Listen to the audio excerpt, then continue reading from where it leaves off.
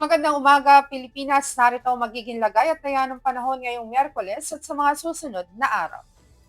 Kaninang alas 3 ng umaga, ang low pressure area ang ating minomonitor ay huling namataan sa layong 235 km silangang bahagi ng Itchagek, Isabela. Ang nasabing low pressure area nananatiling mataas ang posibilidad na mag-develop bilang isang bagyo within the next 24 hours. Kung ating mapapansin din, base sa forecast, lalapit pa rin ito dito sa kalupaan na mabagal at posibilidad na ang issuance ng tropical cyclone wind signal within the next 24 hours. Samantalang aasahan din natin ang southwest monsoon o hanging habagat kung saan ito'y patuloy na magdadala din ng mga maulap na kalangitan na may kalat-kalat na pagulan, pagkidlat at pagtulog, particular na yan sa central at southern portion ng Luzon, maging dito sa may Visayas at sa Mindanao.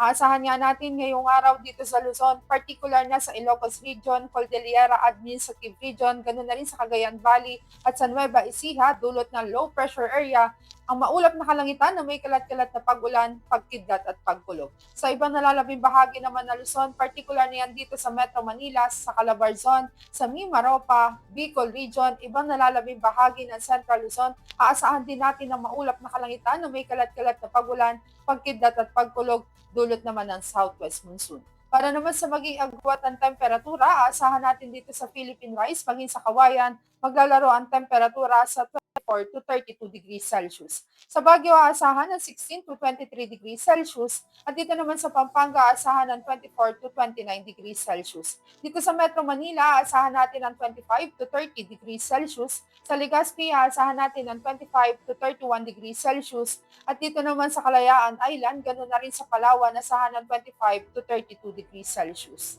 Dito naman sa Kabisayan, particular na sa kanlurang bahagi ng Visayas, aasahan din natin ang maulap na kalangitan na may kalat-kalat na pagulan, pagkidlat at pagkulog, dulot yan ng southwest monsoon.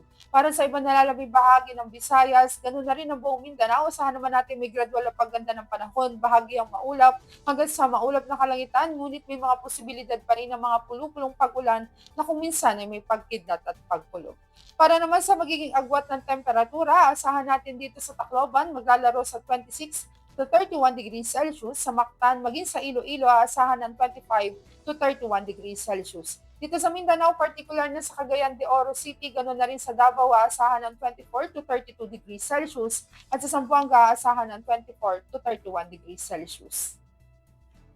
Para naman sa magiging lagay at taya ng panahon sa mga susunod na araw, Huwebes hanggang Sabado, aasahan natin ang patuloy na maulap na kalangitan na may kalat-kalat na pagulan, pagkidlat at pagkulog, particular na yan dito sa Metro Manila, maging sa Cavite, sa Angeles, sa Lipa, sa Puerto Princesa, Kalayaan Island, sa Philippine Rice. Dito naman sa Lapu-Lapu, maging sa Davao, at sa Zamboanga, asahan naman natin ang bahagyang maulap hanggang sa maulap na kalangitan, ngunit may mga posibilidad pa rin yan ng mga pulupulong pag-ulan na kung minsan ay may pagkidlat at pagkulog. Para naman sa ating astronomical information, ang araw ay sumikat kanina 0531 at asahan natin lulubog sa ganap na 1829. Para sa ating moon illumination, meron naman tayong 47% increasing. At yan ang latest update natin sa weather. Para manatiling updated sa lagay at taya ng panahon, i-follow lamang ang Air Force Weather Center sa aming mga social media accounts.